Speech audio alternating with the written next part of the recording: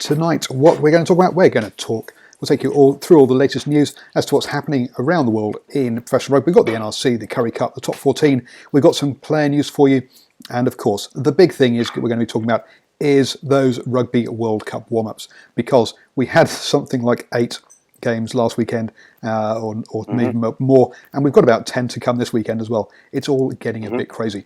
Hi, I'm Paul, the guy behind DrivingMaul, and when I say we, that's because John O'Connor's joining me. How you doing, sir? Okay, and yourself, Paul? Not so bad, not so bad. And as you can see from the background, we're not in the normal studio, but that everything will return to normal tomorrow. So everyone, don't worry about that. There's a piece of furniture stalking you there. There is a piece. Paul, I don't know if you're aware, it's crept up behind you. It's about to fall on me. I know I'm going to get attacked by the shelving. It's either after you or it's after the wine. I'm not sure. It's probably after me. It's probably after me. It's not so much after the wine. So yes, NRC kicked off last weekend. Just so everyone is aware, the National Rugby Championship in Australia. We've already had a draw in that one, and that does seem to be a kind of a feature of rugby at the moment. We seem to be getting lots and lots of draws. So keep your eye out for that. Fiji Drua this weekend will be hosting their first game, so it's going to be interesting to see how they go. But something you'll be much more interested in is the Currie Cup, John. A big congratulations to the Jaguares, 27-13 against the Griffins. Yes, they did well. Sadness for me as a Sharks fan, in the Cheetahs dealing to my Sharks in the semi-final. It looked for a while that the Sharks were going to pull it out, but I think there are problems with fitness there in that Sharks squad. But what was really, really encouraging to see in that game, and to be fair, I didn't see the first semi-final, which was the Lions versus the Griquas. But in that game, there was a plethora of highly talented, extremely exciting young black African rugby players. And that was thrilling to see. And one of the things that the new contracting will do is encourage those young players coming through as well. So you're going to see a lot of them coming through in Super Rugby next season with the new contracting. Sorry? They really, really performed in that game on both sides. Fantastic. And then, so the final is Cheetahs versus the Lions in Bloemfontein. Now, the Lions beat the Cheetahs by 2 points in Bloemfontein earlier this season, so I think it's going to be a cracking game and really could go either way. So if you're looking for some action, that's going to be a good game this weekend, the Premiership final in the Currie Cup. It was very interesting to see Ruan Pienaar playing for the Cheetahs, right? So if you think about somebody who played in the Super Rugby final in 2007, went to the World Cup in 2007, played against the Lions in 2009 for the Springboks, and there he is, still, obviously this is the last stop on his career. He's gone to Europe, come back for a stint with the Cheetahs, but still, it's quite something to see him, and he was man of the match. Obviously I went to Europe and played in Ulster for several years. Then, due to the IRFU regulations that you can't recontract foreign players, he had to leave there. Went across to Montpellier for a season or two, and now he's down at the Cheetahs. It'll be interesting to see whether he's going to play in the Pro 14 as well when that kicks off. The top 14 has also started, and I'm amazed. I got 7 out of 7 with my predictions last weekend in round 2. One thing that is very evident is that home advantage is alive and well in the Pro 14. Definitely in French rugby, eh? Absolutely, lots of teams taking second string sides to away games. So expect that to continue until they get all their internationals back. At which point the squad depth obviously increases, and some of the sides will be able to take better teams away. But that's how that's just the culture in France. The Mitre 10 Cup is on, but you will have heard Stephen and I talking about that last night, so I'm going to go into that in depth, and then also have the All Blacks edition tomorrow night. Some player news. Sorry, go on. Because I didn't hear your discussion. What for you was the standout performance? Just very briefly, what was for you the standout performance, team-wise and individual-wise, on the weekend in the Mitre 10? You've got to be impressed by how far. You've got Canterbury obviously racked up 80-0 net win over Southland, which was whenever you rack up a point a minute, that's pretty impressive. Really sad for Southland there. But other ones you've got to say, Bay of Plenty beating North Harbour. That's a championship team beating a premiership team. So that's impressive by them. And you also saw Counties Manukau, who we all thought were going to be relegation candidates straight away for the beginning of the season, push Wellington all the way as well, away from home.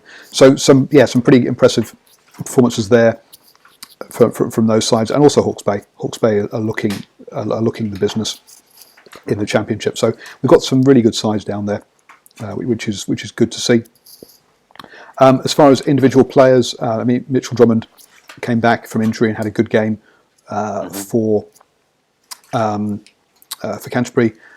A really sad piece of news: Jackson Hemapo picking up a shoulder injury for Manawa 2, and that's him out for the rest of the season now.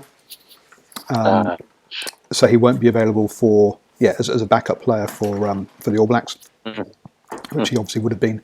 So that was that was a real shame there. And we've got some young guys like Quinn Tapia and his family now. I've got a banner up at the stadium that says Tapia Fire. So he's been playing well for Waikato, and he's definitely someone to keep an eye out for as well. So all of that it's been going on. I'm going to be making 3 games this weekend. I'm going to be at Counties, Manukau against Tasman. I'm also going to be there for their Farah Palmer Cup game that happens before that, which is Counties versus Manawa 2.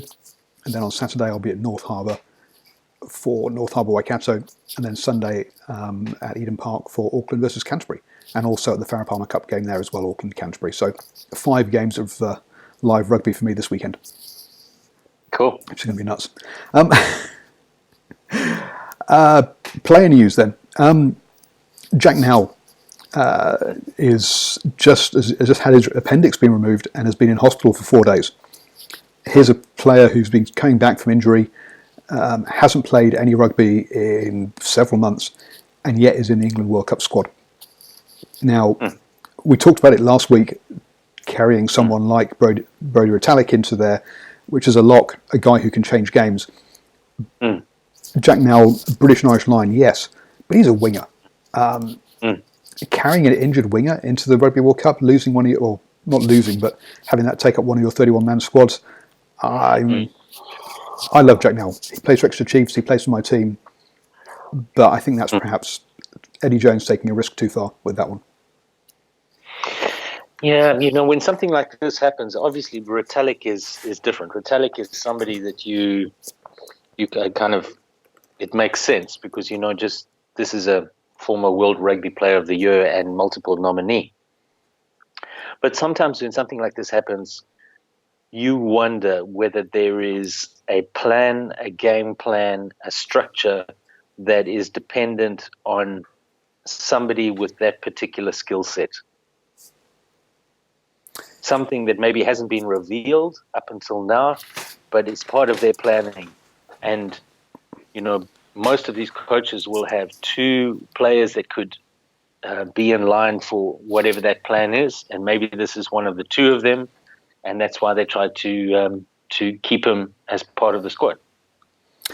I hope so. That he is part of the plan. What we've quite often seen, though, when he's not been available to go on that on the wing, is players like Kokonasiga, who is a very different player indeed. Jack Nowell, not the biggest player, but he's a very elusive and powerful runner in tight traffic. Goes searching for work. Someone like Kokonasiga, a very large player, barrels through players rather than being elusive. So it's hard to see that. And yeah, I say I'm a massive fan of Jack Nowell, but I just don't understand what Eddie Jones is up to there. It'll be revealed in the book. Wait for the It'll book. be the amount of books I'm going to have to read after to find out all these things is just crazy. Good evening to the Chief in the live chat. Great to see you here. Any questions in the live chat, please let us know. Always like to have a chat with you guys who join us live. And also we do appreciate those of you who listen to the recording and on the podcast as well. Devon Toner has been left out of the Ireland squad. Now, a couple of things, I guess, going on here. One, the Ireland squad had to be named 6 days early because it got leaked by the press, which I know the press say, oh, this is part of our job, is finding things out and leaking it. But I think that we're not talking about national secrets and sort of people sort of misspending public money here, which obviously what investigative journalism is kind of about. Doing it for Rugby World Cup squads, I think, is a little bit too far, and I think, why can't they wait until the official announcement? Because that's what they're employed to do.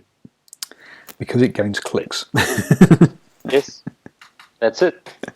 They are employed by their media organization to do exactly that. And really the issue isn't the media. The issue is who leaked it. True. Because that's an indictment on the Irish Rugby Football Union or whoever it is in that management structure that leaked that out to the press. That's very poor.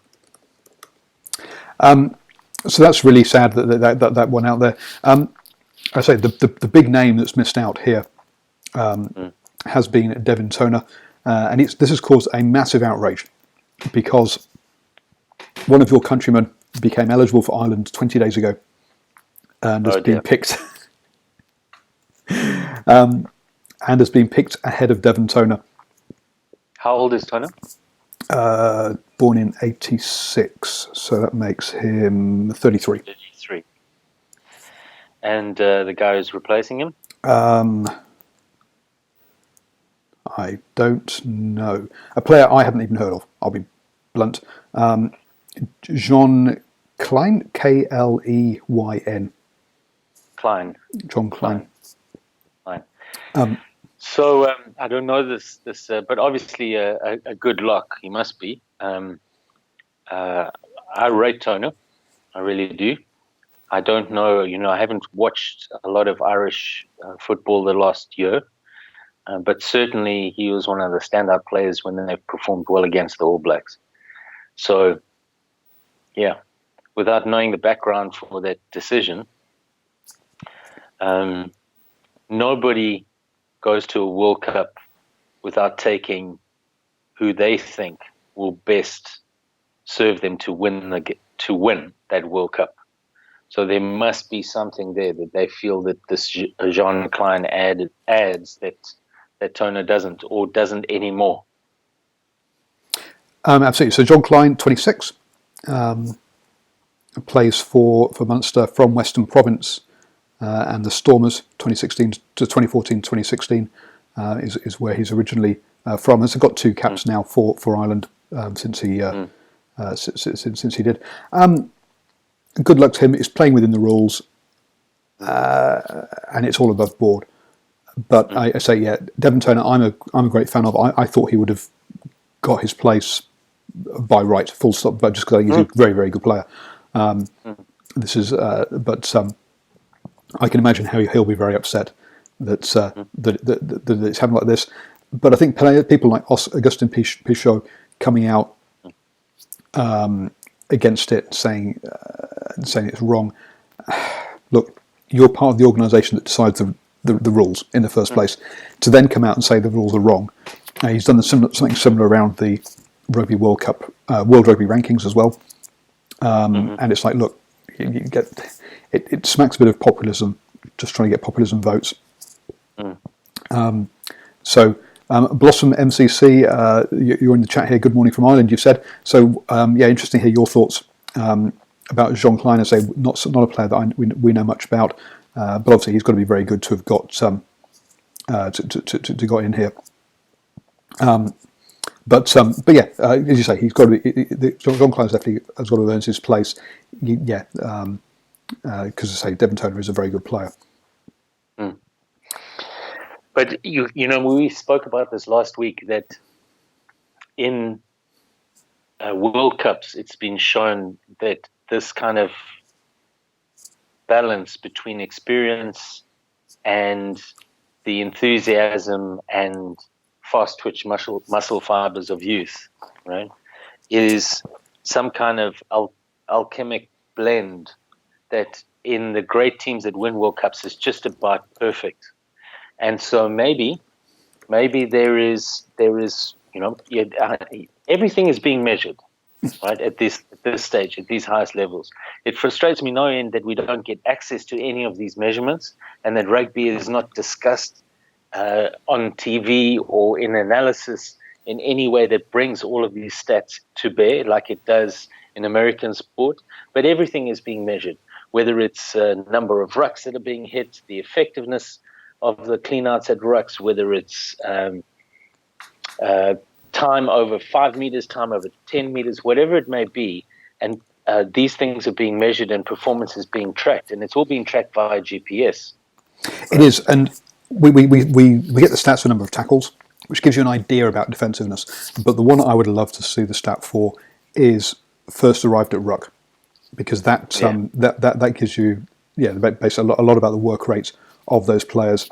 Not just arrived at ruck, because you can be the third person there and just put your hand on there and have a nice little rest, which we can see props do quite frequently. But yeah, as you say, we know those stats are being captured. It's just a shame they won't actually release them and let us see them.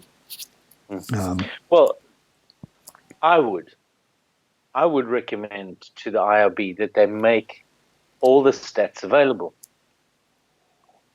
make it open source, and then let the boffins, let the rugby nerds start massaging those stats and looking for trends, and use it to generate interest. And let's see what the IT experts come up with. I mean, even if you start with Super Rugby and say all the stats are available, the analysis that each team does, they keep to themselves. But everybody is tracking everybody, right? Yeah. So why not make the raw data available? And then I guess people like Opta and stuff going there. You have both data being collected by people like Opta, but then you also have each team will have an analyst at the game pressing buttons all the way through tracking the game. We also now have, as you say, you got the trackers, but there's also algorithms with the cameras that can measure some of this stuff as well. So a lot of it can be automated. It's a shame that more of it isn't done. Talking of stats, though, a man with 101 caps, Sekope Kepu, who is 33, has announced he'll be retiring from Test Rugby after the Rugby World Cup. First off, hat tip, Sekope, well done. Really good career. Scored some great tries for a prop, some great tries against really strong opposition. So hat tip to him. He said retiring from Test Rugby, so he'll still be playing rugby. So we'll still get to see him playing Super Rugby, which would be great. But not Test Rugby after this piece. And congratulations to him, and hope he stays injury free during his swan song at the Rugby World Cup. That's all the player news I spotted. Any kind of newsy bits that you've seen as you've been gallivanting around the rugby world? Well, of course, since our chat last week, in fact, I think it came out the next day. We were discussing on Tuesday or Wednesday night last week the possible reasons behind Liam Squire's withdrawal earlier in the year, and then within 24 hours, it was released that he had been dealing with depression and mental health issues. And I think it's really important to doff the cap to Liam Squire that he has prioritized his mental health above the plaudits and the glory of going to the World Cup, because that is a 6-week period but you live with yourself for a very long time. And, I wish him all the best, him and his family. And having dealt with depression myself and had it sneak up on me, I respect his openness and his vulnerability to talk about it, because that really diffuses the whole situation. And I think it's a real measure of the times, and it's really great. And a lot of credit goes to people like Sir John Kerwin for talking about this publicly and destigmatizing this disease. And I think it's really, really important that we recognize the validity and the wiseness of the wisdom, at least, of his decision. No, absolutely. It's one of the things we kind of said. It was rumoured that he'd or we'd heard him talk about the fact that he didn't enjoy the limelight at the top level. Clearly, he enjoys rugby and playing it. It's the other trappings that really, I think, it sounds like he has a problem with that he has an issue with. So let's hope he continues to enjoy playing for Tasman and also up in Japan when he goes up there post Rugby World Cup. And you know what? If somebody wants to just play Super Rugby and doesn't want to play international rugby because they don't like what goes with it, well, that's okay. Mm-hmm. It kind of blows our mind, because if we had the physical talent, we would want to do it. But you know what? If he is happy and he is enjoying his rugby, that's what it's all about, right? And good on him. And also another thing that we always say that when players go to Europe, we talk about the money that they're going for. But I remember when James Hallwell went up there, one of the things he mentioned was, look, I actually get to spend a lot more nights at home when I play in Europe, because the travel factor is much less. They can actually travel. So it's not always just about the money. It can also be about quality of life and family. Yep, exactly. Family, absolutely. I mean, you raised that issue. If you are playing for a team in the south of France and you've got a Pro 14 match in Paris, you travel up 2 days before, right? Or maybe the night before. You fly up the night before, right, to Paris. So you're away for maybe 2 nights, and then you're home again. And if you play for the Jaguares in Super Rugby, then every single away match is across an ocean. Mm-hmm. Yep. Right? Well, if you play for Harlequins, an away game at some Saracens, you sleep in your own bed and you're back in your own bed the same night. So exactly. There are some games. Same thing. If you're playing for the Bulls and if you play for the Bulls and you're playing against the Lions, you can do that. But then again, if you're a South African team, you've got a 6-week tour. You're gone for 6 weeks, and then you might be gone again for playoffs. So there is a demand, especially if you're trying to develop a relationship and a family and starting to have kids and all of these things, which is part of your late 20s, early 30s. These are the things that are normally taking place. So it's and at times like this, it's and I don't bring this up to slander the man's memory, but rather that we remember the other end of this decision tree. And that is, and I wish I could remember his name, the Australian lock that 2 years ago committed suicide. Yes, I know who you mean. Sorry, I can't remember his name either. Yes, maybe somebody will post for us. Who, that's the South African-born, very, very bright and intelligent man, took 2 years out of rugby to go do his PhD in business, either at Oxford or Cambridge, and tragically, with the family, took his own life. Just because somebody is a professional sportsman, even at the very highest level, would mean that they don't experience and strains and breakups and all sorts of issues that happen to anybody at any particular walk of life. And I think it's exemplary of Liam Squire, not only that he took this decision, but I applaud him for his openness and his frankness to talk about it. Yep. Dan Vickerman is the person I'm talking about. Dan Vickerman, that's it. World rankings then. something that I just said has taken some bashing recently, and congratulations New Zealand for not playing at the weekend and becoming world number one again. Yeah. If anybody honestly thinks that Wales is a better rugby team, even though they've won the Six Nations, if they think that Wales is a better rugby team than New Zealand, then they really need to go lie down in a dark corner and get a cold compress on their head, right? Because, something needs to be looked at when it comes to that, because there is only one team in the world, at least at the moment, that is expected to win wherever they play, including away from home, and that's the All Blacks. Absolutely, but I think so just to bring everyone up to speed, New Zealand went back to number one, Ireland to number two with their win over Wales. England stayed at number three. Wales dropped from first all the way down to fourth, and then we got South Africa in fifth, Australia sixth. Now, what I think what this does show is that those top four teams, the gap between them has really narrowed, and we have got competitive teams, and that's what it's telling us. Really, it's not telling us that Wales were better than New Zealand for 2 weeks, or that if Ireland win again this weekend and they go top, that they're better than New Zealand. Not necessarily. No, what's it telling us is it's giving us an idea as to where the teams stand, because they don't all play each other every week, and it just gives you some sort of, and that's what it's really telling you. There are a few fun things, like no team has won. Every team that's gone into the Rugby World Cup has been ranked number one as they go into the Rugby World Cup.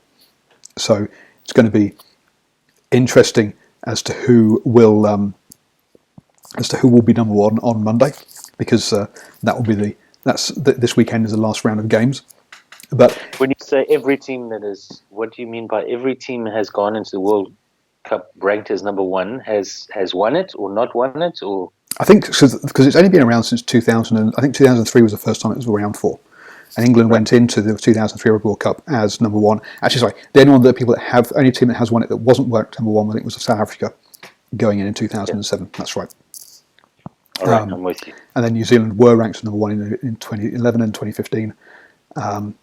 And we assume, because they will beat Tonga this weekend, actually no, if Ireland do beat Wales, anyway, we'll see what happens. But let me ask you this. Don't you think also part of the farce that are these rankings is that these warm-up games that are happening between Northern Hemisphere teams are not real tests? Yes, of course they want to win them, but they're not playing for the Six Nations, right? These are all about trying out combinations, and they don't really care whether they win or lose. They're more interested in seeing who's going to make the final squad and trying out this player, giving that guy a go, getting somebody game time, etc., etc. These are not all-out matches. Like, for instance, some of the games in the Four Nations Championship that was happening. Yeah, I was going to say, South Africa. So in the first two games of the Rugby Championship, you had New Zealand played two entirely different match day 22s, 23s in the first two games, as did South Africa, pretty much. The team that played at home against Australia was not the same team by any stretch of imagination that played against New Zealand in Wellington. But the reason why South Africa did that was because of travel. So they had a travel schedule that meant that if they had tried to do that, their game against New Zealand in Wellington, for instance, would have been an absolute disaster. If they'd expected their players to play the previous Saturday, effectively Sunday, New Zealand time, and then play Saturday, New Zealand time in New Zealand against the All Blacks. So they sent players 10 days early, and the rough rule of thumb is a day for each hour of jet lag. So 10 days early for 10 hours of jet lag, 10 hours of time difference. And they had a squad that was I think there were 5 of the 23 players that weren't there for 10 days. So 18 of the 23 matchday squad who had no jet lag, and they drew with the All Blacks. Yep. So that was a decision based on scheduling. There was definitely an element of it being scheduling, but I think there was also an element of getting through, of playing, of seeing all his players as well. True. No, that is true. As I say, the All Blacks did the exact same, did something very, very similar at the same time. So the problem though is, how do you now classify what is a real game and not a real game? For example, obviously, you would normally say, okay, anything that's in the Six Nations or the Rugby Championship, they're real games because they're in a competition. But then, where do summer tours, June tours, where do November internationals lie? Are they real games or are they not real games? Is it only games in and around the World Cup that aren't real? It's just too complicated. But certainly these warm-up matches just before the World Cup are a different animal. They are. Right? They are a different animal. When you see England playing Ireland in summer, then you know something different is afoot. I mean, that raises a whole other issue that I think rugby should be played in the Northern Hemisphere in summer anyway, because who in their right mind wants to go up against soccer in Europe when you could be up against cricket? But hey, that's a whole other discussion for another day. But yes, they certainly are different, these warm-up games before a World Cup. Yep. The only other movement in the standings of note for us anyway was that Fiji climbed above Japan. They swapped places. Fiji are now 9th and Japan are now 10th after Fiji beat Tonga at Eden Park at the weekend. So there we go. That's the movement in that.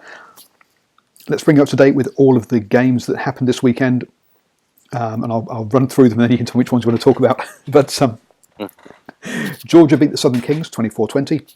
Russia beat Jersey Reds 22. Russia lost to Jersey Reds 22-35. Jersey Reds are not a Premiership team; they're a Championship team in the UK or England. It probably gives you an idea of the strength of Russia. France beat Italy 47-19. Uruguay beat Brazil 43-5. Canada beat British Columbia All-Stars 45-13. The New Zealand Heartland 15 lost to Samoa 19-36. Fiji beat Tonga 29-19. Wales lost to Ireland 17-22. Namibia beat the Southern Kings 28-22. Yep, that's the second game the Southern Kings had to play in less than a week. And Georgia lost to Scotland 10-44. Any of those that I'll be honest, the only one I saw was the highlights of Wales Island. I didn't bother with all the rest. Well, the loss by Georgia to Scotland interests me because that's not a massively different score to what Italy would achieve against Scotland. I think they would do probably a bit better, but they have exposure to that level of rugby. Yeah, exactly. I mean, France, Italy was 47-19. And yeah, as you say, 10-44 between Georgia and Scotland is a very similar scoreline. Yes, and I think that it would do European rugby the world of good if they consider some way of trying to open the door for Georgia to come into the Six Nations in some manner. I mean, Italy have been in the Six Nations now for what, 18 years? Maybe 19. Yes, something like that. Something like that. How many wins do they have? Well, they've got more wooden spoons than they've got wins. Yeah, there we go. I think the only wins that I can remember them having are against Scotland. I can't remember them beating any other team in 19 seasons. I think they've beaten France as well. But yes, it's few and far between. So where's the improvement, right? Where's the growth in their rugby? Okay, so they haven't come through, and you know, I think a country like Georgia, where rugby is the national sport, and they have embraced it so wholeheartedly, I think it's worth giving them a shot. There are two things in there, I guess. One is, I mean, Italy have beaten everyone apart from England in the Six Nations at some point in their history. Georgia have never beaten a Tier 1 team ever. Which now, but had Italy ever beaten a Tier 1 team before they were let into the Six Nations? Yes, Who did they beat? I think they'd beaten everyone apart from England before they went before they actually joined the Six Nations. Really? Pretty sure, and they had a very good side just before Six correct. Nations, where they beat quite a few of them. But so yeah, a bit like Argentina. Argentina, before they got into the Rugby Championship, they came what they made the semi-finals of the Rugby World Cup in 2007. They really had to make a massive case. So Georgia are one of the top tier 2 sides. They are better than all the other tier 2 sides in Europe. They beat them. They always finish top of the. Occasionally, Romania does, but on the whole, they finished first in that next championship. They do need more exposure. They did lose to Italy in November. So that was their kind of their Rugby World Cup final, really, back last November. Because if they'd beaten Italy, then obviously the clamour for them to be in the Six Nations would have got so loud. But Italy also realised that was their Rugby World Cup final, and that was a must-win game on that kind of scale for both of them. The other problem that Georgia have is just that they're poor. At the end of the day, yes, they've got an oligarch, a billionaire who funds Georgian rugby, but do advertisers want to sponsor a competition that has exposure in Italy or exposure in Georgia? And sponsors are going to say, we're not interested in Georgia. We want to have exposure to Italy. So that's unfortunately the commercial reality which is what's holding the Pacific Islands back, is that commercial reality. Unfortunately, Simon makes a good point. Georgia should join the Pro 14 before joining the Six Nations. Yeah, I would definitely look at trying to include them in some competition like that if they could. But again, what will the advertisers say? True. And unfortunately, in too many sports in the world at the moment, decisions are being taken that are not in the best interests of the game. They're in the best interests of the bank balance. And my belief is if you choose what is best for the sport, then the eyeballs will come. And the bank balance will look after itself. Yes. And the bank balance will look after itself. Do what is best for the sport. Do what is best for the game itself. The quality of the product, to use the marketing guys' terminology, the quality of the product will increase, and then everything will take care of itself. The problem is too many of the marketing guys and too many of all the CEOs have a 1 to 2 year outlook, where you need a 10 to 15 year outlook. Really, if you're going to change things, it takes time. You're not going to improve a product overnight. It does take time. I guess that's where Italy have been improving. So what they've done in previous sort of cycles, they've got a coach in who's gone and said, I'm going to win this or whatever. This last 4 years, they got in Conor O'Shea, the ex-Harlequins coach, who came in and didn't make any pronouncements as to they were going to win the Six Nations or anything silly like that. Like I think Jacques Brunel was the previous coach before that did.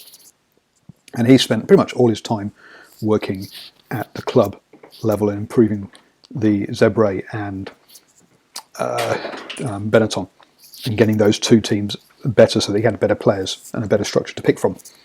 They have improved. And Benetton have qualified for the European Champions Cup by right this time. They used to get in because one Italian team was just given entry, but now they got in there because they've actually did well enough in the Pro 14. So we are seeing improvement at that club level. We've not seen that yet transfer into the national side. Hopefully Conor O'Shea sticks around for another 4 years, continues that development, then I think we might start seeing it. Now, is it going to be a quicker improvement than all the other teams to try and catch them? I don't know, but I think we should actually we should see an uplift in their performances, hopefully, because of that. Sorry, got kids and things. I thought you would Doug the dog there. Squirrel. Yeah. The thing that concerns me most, though, with watching Italian rugby is the style of play, right? And I would not be surprised, forgetting the rankings, I would not be surprised if Argentina makes its way out of the pool of death, because they have embraced a more adventurous and attacking brand of rugby, realizing that is the only way that they were going to win. So they chose to pursue winning rather than a plan that was aimed at avoiding embarrassment. And when I see Italy play, it seems to me that there is a lack of ambition there, and that they are playing to avoid embarrassment rather than playing in order to win. Now, I want to take that embarrassment piece and talk about Japan versus South Africa. Yes. That's coming up this weekend. Japan are the only team in the world that has never lost to the Springboks. They've only played once. To be fair. They have their second game this coming weekend. Mm-hmm. How is Rassie Rasmus going to approach this game? We have got the team list, but so let's run through it. So Kitshoff marks Mahelber, is that how you say it? In the front row. Malherbe. Etzbeth Mostert, Khaleesi, Vermeulen, de Toit. Into the backs. Khaleesi. Vermeulen and at 8. And Steph de Toit. Okay. Yep.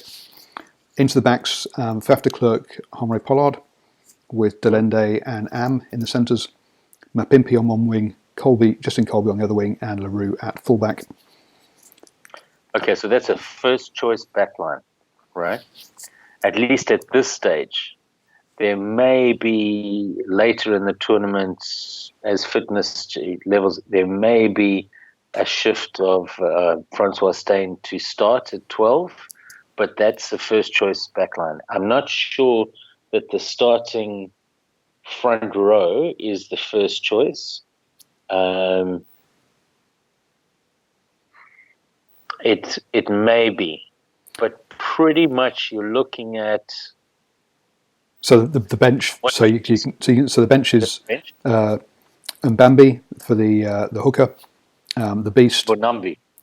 Let me help you there. Say after me. Mbonambi. Here we go.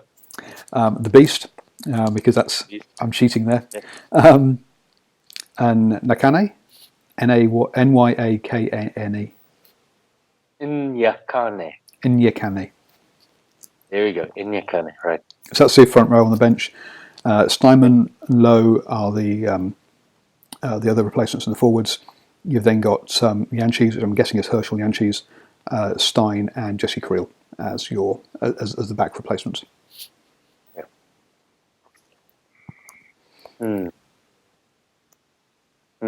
Okay, that basically is that's the squad, the 23 that will play against the All Blacks, barring injury, right? So that's the start. There might be a slight shift in the front row, or he might be looking to bring the beast Nyakane and Mbonambi all on together as a tremendous set of impact substitutes, right? So you'll be bringing the beast off the bench with something like 120 odd caps or something like that, right? And that all black African front row is the one that absolutely monstered the Wallabies in Pretoria, right? So, and there's some serious size coming off that bench because Simon is he's a monster of a man. So yes, there's so basically we're saying, right, we have a first choice 23 taking on Japan this weekend. Yes, very much so. They are taking it extremely seriously. Yeah, I think this is the dry run, right? And I don't necessarily think they'll show their hand in what they want to do against the All Blacks, but certainly they are looking at the interlinking between forwards and backs, the timing of when to bring players off the bench, the potential impact of those players, trusting Herschel Jantjies with significant game time. When can you pull Faf de Klerk? And trust that the replacement halfback is going to be impactful and still be able to control the game. Do they keep Pollard on for the whole game, or do they bring Elton Jantjies? So it's Francois. It's only, say it again. It's Herschel Jantjies. Well, it says Jantjies and Steyn, so I'm assuming that's Herschel Jantjies rather than Elton Jantjies. It must be Herschel. It must be Herschel Jantjies. It's got to have a reserve scrum half. So Francois Steyn, and what's the third? Jesse Creel.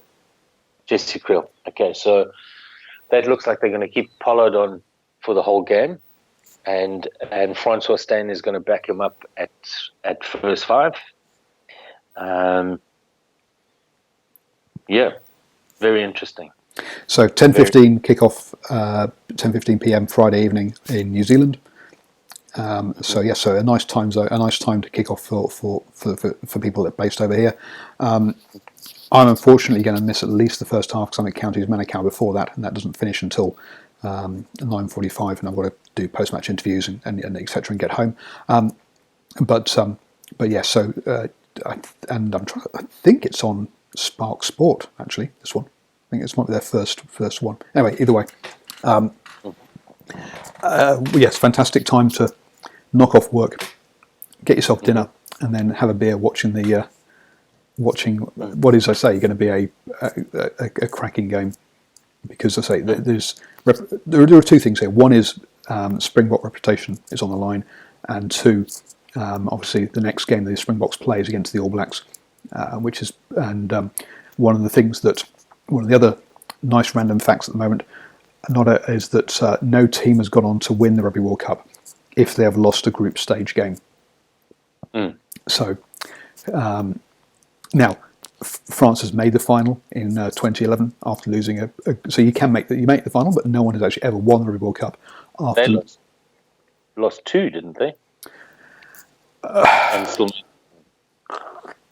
yes, I think so. They lost to Tonga. That's right. And to the All Blacks, and still made the final. Yes. But again, that's the French. But nobody has won the final after losing a group stage game. So, well, very much there's a high road and a low road when it comes to getting to the final for the Springboks and the All Blacks. If the projected quarterfinal opponent for the winner of the Springbok All Black game is Scotland, the projected quarterfinal opponent, if you lose that game, is Ireland. And then, so I think there's a huge difference. You also get to possibly avoid Australia in the semi-final. So all told, it's a much better route to the final than I've just thought. What we could have here, if Japan do turn over Scotland and finish second in their group, and the Springboks beat the All Blacks, we'll have this game yet again in the quarterfinals. Yes, exactly. So you potentially could be playing Japan in the quarterfinal, which is very much a game that you'd rather play than play Ireland. Yep. Right. Because it's not only about winning that game, it's about the consequences on your squad if you end up having to play Ireland, England, and then a final 3 weeks in a row. Yes, and that's one of the things that so the 1014 have done a show on Spark Sport where they've looked at what they call the group curve. But anyway, basically the difficulty of each game in the pool. And if you look at the way that Ireland had in 2011, they ended up playing France in their final pool game before playing Argentina in the quarterfinals. And basically, France just broke all the Irish players. So when they arrived, even though they won that game, when they arrived to play Argentina, they were in a mess, and Argentina just walked all over them. So England at the moment has got Argentina, France as the last two games running into the quarterfinal. They have to win 5 Tier 1 games back-to-back to win the Rugby World Cup. So England have got a nightmare draw. But you're right, you're right. It is that consequence of how hard are those 3 games, and the wear and tear it does on your teams. Just one thing I was going to go back to on those games from last weekend. That loss to Ireland by Wales meant their 11-match unbeaten home streak came to an end for them. Just a little random factoid for you all out there. And as we've got 10 minutes left, let's just run through some of the interesting games. So Scotland play Georgia. So the return match of last weekend. Can Georgia improve on that 10-44 win? England play Italy. Again, we talked earlier that Italy have never beaten England. I can't see it happening up in Newcastle. But so good luck to them. New Zealand play Tonga down here in Hamilton. And Steve Hansen has already said that he'll be doing something similar to Rassie Erasmus about basically rolling out pretty much a first choice side of fit players. He's not going to risk anyone who's even 50-50 or 80-20 because of the gap between the games. They need game time. Argentina turned down playing Fiji, I think it was, and decided to play Randwick instead in Sydney. So that's an interesting choice. So Shoot Shield. I know why. Okay. It won't be broadcast. That's why. Yep. Somebody would have filmed it if they were playing Fiji. And it would be available to their opponents. So they've got some things up their sleeve. And I wouldn't be surprised if we see some very different things from Argentina in those pool games. Again, especially against England and France. Are you there? So that explains... okay, John's just dialing back in again. Hopefully it'll reconnect. And we'll get him back on. Also, I think it's a Randwick anniversary. So hopefully that'll be something that might be part of it. Australia plays Samoa. Australia have been known to trip up in these sort of games before, but I can't see that happening. Ireland play Wales, a return of that game from last weekend, so that's going to be really interesting to see how both the different squads cope and change their tactics after that. Namibia play the Southern Kings. That's a third game. That's a repeat of the game last weekend. Remember, Namibia beat Southern Kings 28-22, so it's good to get some game time. Russia play Connacht. Now they lost to. I've gone blank now. They lost to Jersey last weekend, so obviously Russia, we're not expecting them to beat Connacht. Uruguay play an Argentinian 15, which will probably be fairly similar to the Jaguares who have been playing in the Currie Cup. And then finally, Canada, USA play yet again. They seem to be playing each other every other week at the moment.